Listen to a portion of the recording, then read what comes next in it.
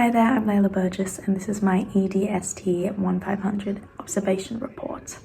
In this video, two distinct educational environments, an early childhood centre and a secondary school, are compared in terms of student engagement and attention. Drawing on significant concepts from constructivism, Vygotsky's social cultural theory, including the concept of the zone of proximal development and various classroom management techniques, I was able to observe how classroom settings and teaching strategies shape student engagement. Site visits were used to gather the data for this report, and Macquarie University standardized observation sheets were used. At the visits, I observed teachers facilitating open-ended exploration in a classroom for 3 to 4-year-olds at Banksia Cottage, a play-based early learning centre. I observed a Year 8 geography class at Kalara High School that prioritized explicit instruction and had traditional seating.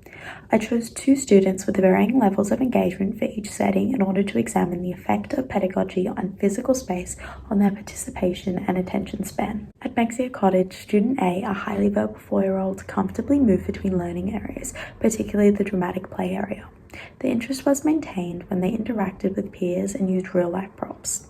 Student B, a quieter child, kept close to the teacher and participated mostly in guided activities such as group reading.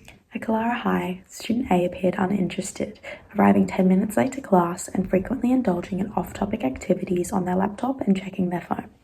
Despite this, participants demonstrated enhanced focus during small group discussion tasks or when the EALD teacher asked them questions to redirect their attention back to the assigned activity.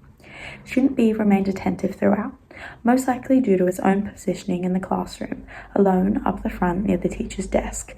He engaged with the teacher and made an effort to meet the teacher's particular lesson objectives.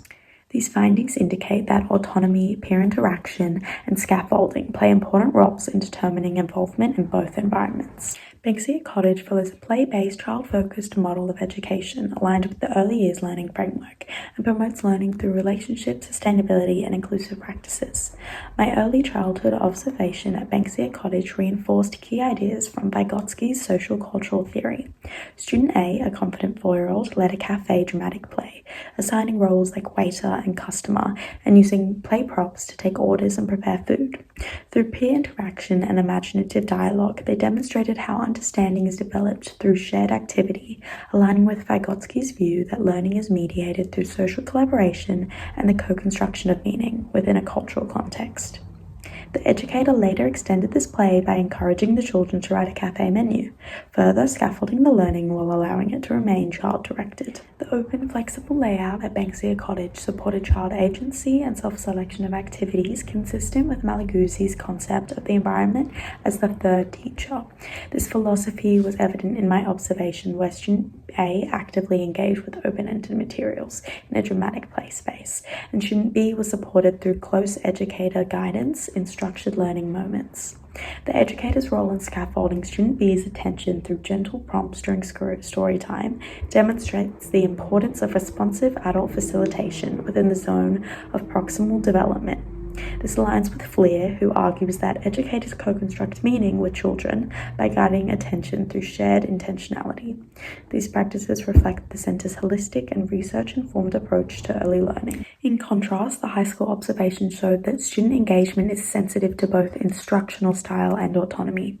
Student A's disengagement during teacher-led instruction, followed by improved focus during group discussion, reflects the importance of active learning and voice in adolescent motivation.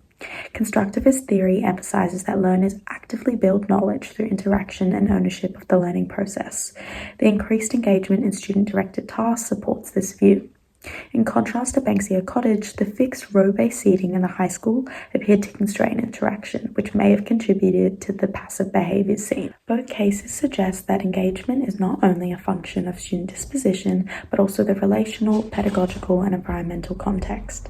These findings reflect the ecological model of development, which situates learning within a broader system of interacting influences, including space, relationships, and institutional practices. These observations highlight that student engagement is deeply influenced by both environmental and pedagogical factors.